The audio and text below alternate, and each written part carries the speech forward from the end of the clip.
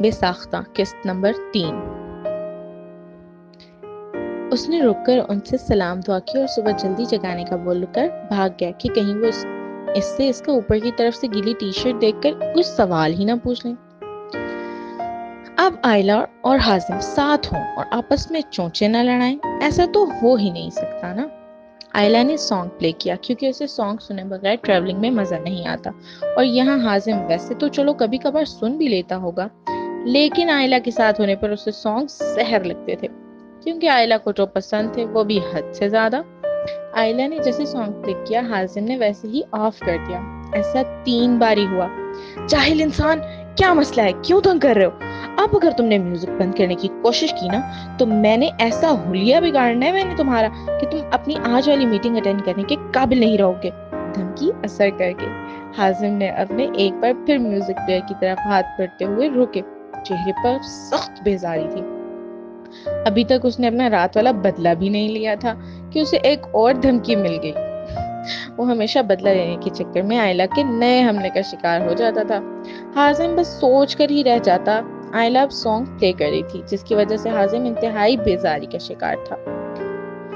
Songs کے lyrics کچھ یوں تھے: تو سفر میرا ہے، تو ہی میری منزل، تیرے بنا گزارا، اے دل ہے مشکل، تو میرا خدا، تو ہی دعا میں شامل، تیرے بنا گزارا، اے دل ہے مشکل، مجھے آزماتی ہے تیری کمی، میری ہر کمی کو ہے تو لازمی، جنون ہے میرا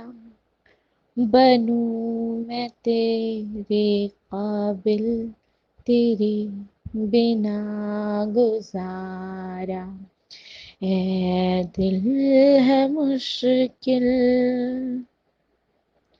یہ روح بھی میری، یہ جسم بھی میرا، اتنا میرا نہیں جتنا ہوا تیرا، وہ درد ہی سہی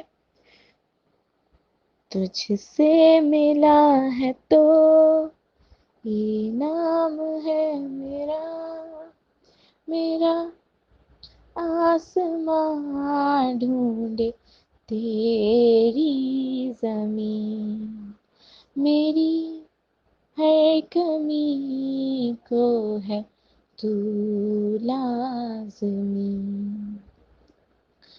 گانے کے بول دونوں پر اپنا اثر ثبت کر رہے تھے۔ کار میں حازم کے کلون کی مہکی اور خنکی میں بدلے موسم کی ایک خوبصورت صبح کار کے اندرونی ماحول کو سحر انگیز کر رہی تھی۔ اس سے ماحول میں فسوں اور سحر پیدا ہوتا، اور دونوں کے دل کی دھڑکنوں کا ارتعاش مزید بڑھتا، اور دونوں کسی نئے سفر پر، یا یوں کہو کہ محبت کے سفر پر گامزن ہوتے۔ حازم نے بے ساختہ چہرے پر جلانے والی مسکراہٹ سجائے اپنے منہ سے یہ بکواس پھوٹی: او ہو آئلہ میڈم، کیا سانگ سلیکشن ہے آپ کی! آپ مجھے بتا دیتی کہ آپ مجھ سے اتنا خوبصورت اظہار محبت کرنا چاہتی ہیں، میں کبھی مداخلت نہ کرتا۔ آئلہ کا منہ کھلا کا کھلا رہ گیا۔ اس نے فوراً سے پہلے گانا بند کیا: اوئے حازم کے بچے، دماغ تو سیٹ ہے تمہارا؟ یہ کیا کل سے بہکی ہوئی کی باتیں کر رہے ہو؟ آنے دو ماما بابا اور فرحان بھائی کو عمرے سے، تمہاری تو اچھی خاصی کلاس لگوانی پڑے گی۔ آئلہ کی ساری فیملی عمرے پر گئی تھی۔ آئلہ اپنے ایگزامز کی وجہ سے نہیں گئی۔ اس کی فیملی کو گئے 18 دن ہو چکے تھے اور اس کے ایگزامز بھی ختم ہو چکے تھے۔ روزانہ اسے اس کی فرینڈ ماہرہ پک اپ کرنے آتی تھی، لیکن آج ماہرہ نے کسی کام کی وجہ سے یونیورسٹی نہیں جانا تھا، سو آئلہ نے ندا چچی یعنی حازم کی امی کو بتا دیا تھا، اس لیے اسے حازم کے ساتھ آنا پڑا، اور اب اس بد دماغ کی الٹی سیدھی باتوں کو برداشت کرنا پڑ رہا تھا۔ ایک لمحے کو اس نے سوچا کہ اس سے اچھا تھا میں میٹرو بس میں چلی جاتی مگر افسوس کا کیا فائدہ۔ سلسلہ کلام وہیں سے جوڑا گیا جہاں سے آئلہ نے توڑا تھا۔ کیا کہہ رہی ہو تم؟ میری کلاس لگواؤ گی؟ دھیان سے کہیں تمہاری اپنی کلاس نہ لگ جائے اور کچھ ان ایکسپیکٹڈ ٹریجڈی نہ ہو جائے تمہارے ساتھ۔ عاصم نے معنی خیز لہجے میں ایک نرم مسکراہٹ آئلہ کی طرف اچھالتے ہوئے کہا۔ آئلہ کا اس کی ان الٹی سیدھی باتوں پر حیران ہونا جائز تھا، کیونکہ حازم صاحب خود ہی اپنی کہیں باتوں پر زیادہ حیرت میں تھے۔ اوہو، تو تم اب مجھے دھمکی دو گے؟ آئلہ نے طنزیہ لہجے میں پوچھا۔ آئلہ میڈم، میں آپ کو دھمکی دوں گا نہیں، بلکہ دے چکا ہوں، حازم نے آئلہ کی پریشان ہوتی شکل سے محظوظ ہوتے ہوئے کہا۔ اب واقعی آئلہ کو تشویش ہو رہی تھی کہ نہ جانے وہ کیا کرنے والا ہے۔ اچھا یہ سب چھوڑو، مجھے بتاؤ کہ تمہیں کیسے پتا چلا کہ آج میری میٹنگ ہے؟ اس نے سادہ لہجے میں پوچھا۔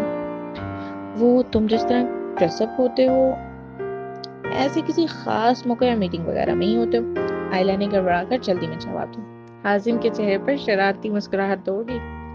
اوہو، تو تم مجھے اتنا آبزرو کرتے ہو؟ ہائے اللہ، میں اتنا امپورٹنٹ ہوں تمہارے لیے؟ اس نے بڑے مزے لے کر کہا۔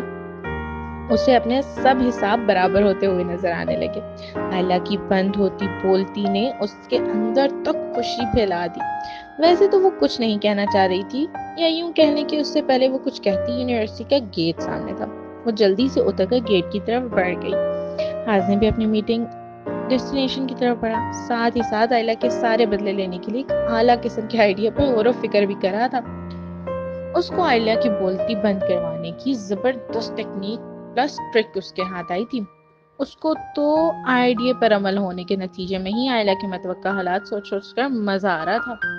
بس اب اسے تایا تائی کے آنے کا انتظار تھا۔